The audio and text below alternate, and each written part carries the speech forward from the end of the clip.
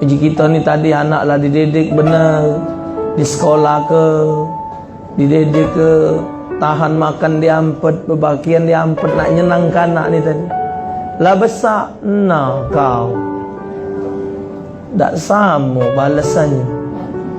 Ada dididik anak mak biasa dalam nak kita orang tak mampu. Jadilah kau sekolah batas kelas 6 ni, macolah baca, bikin baca, jadilah. Wang ibu bela jualan, yo sudah bu, kalau ibu macam itu, yolah benar-benar no, jadi bos besar. Sekolah kelas 6 tadi, jadi bos besar. Yang kuliah segala S di Mek.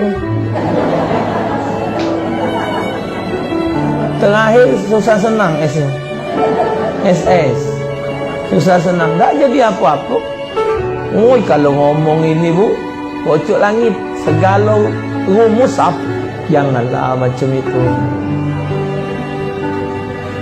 Ada ibu-ibu ni, anaknya yang berjong, biarpun umaknya sakit, terkapal bersih ada.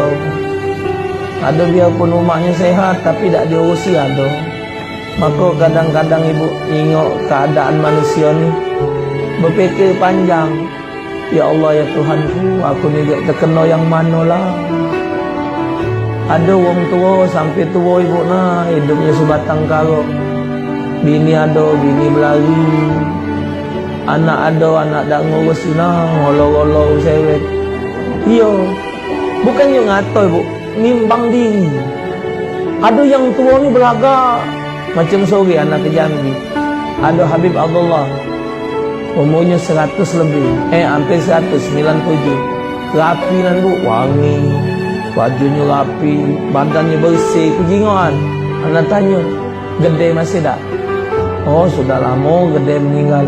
Abah sama anaknya ya Allah rapinya. Diurusi oleh semantu tadi. Ada yang mantu jadi anak, dimandi ke dihidup. Ada mantu nyari surat rumah mertua. Ada ibu. Jadi kita ni nodok ke diri ni kaget. Jauh pikiran, ada yang ngawas model ini, ada main ini. Kita ni yang mana kenanya? Tak tahu. Ada yang hidupnya sederhana, tapi senangnya bukan main. Ada yang hidupnya harta berlebih-lebihan, tapi murad marid. Jadi wallahualam. Tercocok di mana kita ni tak tahu hidupnya. Wallahualam bisawab. Cuma aneh juga ibu. Itulah tadi keramat orang tua tadi. Mak uji orang tua ni galak kelakar. Aku ni Ustaz, anakku 4 ekor. Tiap hari nitip ke anak galau kan aku. Yang 2, yang 3. Mahap ngomong tu Ustaz, tak ada ngenjuk duit. Tidak ngenjuk duit, budak tu nak cuma nak berjalan cocong tu ada baik. Laman cocong 8 ekor nyerit galau 1,000, 8,000. Puluh hari 80. Tak cukup sekali sehari. Liwat nyai, ini liwat nyai. Ya nyai, yai lah dah katil lagi. Untung tinggal ke bedeng tadi sikok lah. Hidup budak katil mereka ke. Kaget budak nyampak tatu nyai ribut. Nah, ada baik bu, ya Allah keramat umat ni tadi. Pacak baik, 8 ekor hidup cocong. Oh, yang ini diteduk ke, yang ini main, yang ini pacak akong. Budak zaman ini anak 2 ekor, makan anak 20, berjeritan. Umat. Piring pecah, cangkir terempas lacau. Singgahnya kancing lawang ni bedol-bedol ke hancur. Belum kamu punya cucu ngasuhnya lah. Ada yang nandak ngurus cucu. Siapa beranak jaga, tak senilai itu balik. Ada. Itu nyai sangar nama.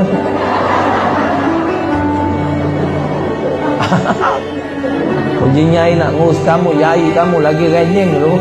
Ngurusi kamu pula. Sepakat semua ahli sunnah wal jamaah, tidak ada khilaf di antara mereka tentang wajibnya bakti dengan orang tua, walaupun orang tuanya itu dasarnya tidak berbuat baik dengan si anak. Karena tidak ada perbuatan buruk dibalas dengan perbuatan buruk, karena semua perbuatan buruk akan dibalas oleh Allah Subhanahu wa taala dengan ancaman, dengan hukuman.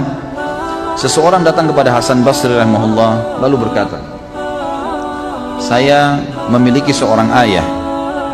Ayah saya sudah sangat tua, terbaring di ranjang, stroke, satu badan semua nggak bisa bergerak.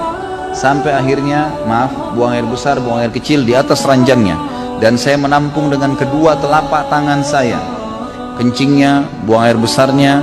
Kemudian saya mencuci tangan saya tanpa merasa jijik sedikit pun. Saya sudah melakukan itu selama 10 tahun. Pertanyaannya, apakah saya sudah membalas jasa ayah saya?" Maka jawaban Hasan rahimahullah, belum sama sekali. Sama sekali belum. Lalu kata orang itu, "Saya bersihkan kotoran ayah saya, tidak merasa jijik setiap hari selama 10 tahun. Lalu Anda bilang saya belum membalas kebaikan ayah saya?"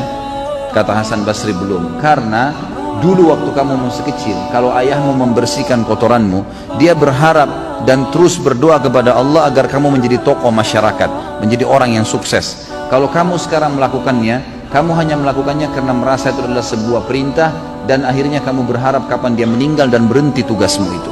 Berbeda niat antara orang tua dengan anak.